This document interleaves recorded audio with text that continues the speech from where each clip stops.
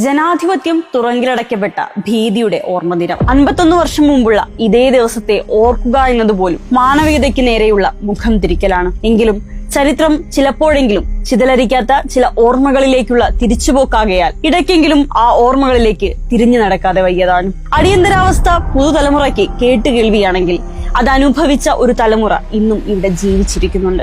ഇന്ദിരാഗാന്ധിയുടെ തെരഞ്ഞെടുപ്പ് വിജയം അസാധുവാക്കിക്കൊണ്ടുള്ള അലഹാബാദ് ഹൈക്കോടതി വിധിക്ക് പിന്നാലെയായിരുന്നു രാജ്യം അതുവരെ കണ്ടിട്ടില്ലാത്ത ഭീതിതമായ കാലത്തേക്ക് ഭരണകൂടം ഒരു ജനതയെ തള്ളിയിടുന്നത്. ഇന്ന് ജനാധിപത്യത്തെക്കുറിച്ച് ഊറ്റം കൊള്ളുന്ന കോൺഗ്രസുകാരും അവരുടെ ഭരണ സംവിധാനവും ഒരു ജനതയെ ക്രൂരമായി അടിച്ചമർത്തിയ കാലമായിരുന്നു അത്. എതിർ രാഷ്ട്രീയ നേതാക്കളെ കൂട്ടത്തോടെ അറസ്റ്റ് ചെയ്ത് ജയിലിലാക്കി. ജയിലിനകത്തും പുറത്തുമായി നേരിടേണ്ടി വന്നത് കൊടും പീഡനങ്ങൾ. പ്രതിപക്ഷം എന്നത് ഇന്ത്യക്ക് അംഗീകരിക്കാനാകാത്ത വ്യവസ്ഥിതിയായിരുന്നു. കേരളത്തിൽ CPM-ന്റെ പ്രമുഖ നേതാക്കളെയെല്ലാം അറസ്റ്റ് ചെയ്ത് ജയിലിലാക്കി. പിണറായിയും VS-ഉം കോടിയേരിയും എല്ലാം ജയിലിലായി. അവർക്കെല്ലാം ക്രൂരമായ മർദ്ദനങ്ങൾ ഏൽക്കേണ്ടി വന്നു. നിരവധി പേർ കൊല്ലപ്പെട്ടു. CPM മുഖപത്രമായ പീപ്പിൾസ് ഡെമോക്രസി നിരോധിക്കപ്പെട്ടു. പല മാധ്യമങ്ങൾക്കും അച്ചടി നിർത്തേണ്ടി വന്നു. ചിലർ ഭരിക്കുന്നവരുടെ സ്തുതിപാഠകരായി മാറി. കേരളത്തിൽ ഇന്ദിരയുടെ ഭക്തനായ K. കരുണാകരന്റെ കീഴിൽ പോലീസിന്റെ നരനായാട്ടായിരുന്നു. പോലീസ് ക്യാമ്പുകൾ കൊടിയ മർദ്ദനത്തിന്റെയും ഉരുട്ടലിന്റെയും ഒക്കെ അരക്കില്ലങ്ങളായി മാറി. പോലീസ് മർദ്ദനത്തിൽ കൊല്ലപ്പെട്ട രാജന്റെ മൃതദേഹം പോലും പുറം ലോകം കണ്ടിട്ടില്ല. വ്യക്തി സ്വാതന്ത്ര്യവും മനുഷ്യാവകാശവും എല്ലാം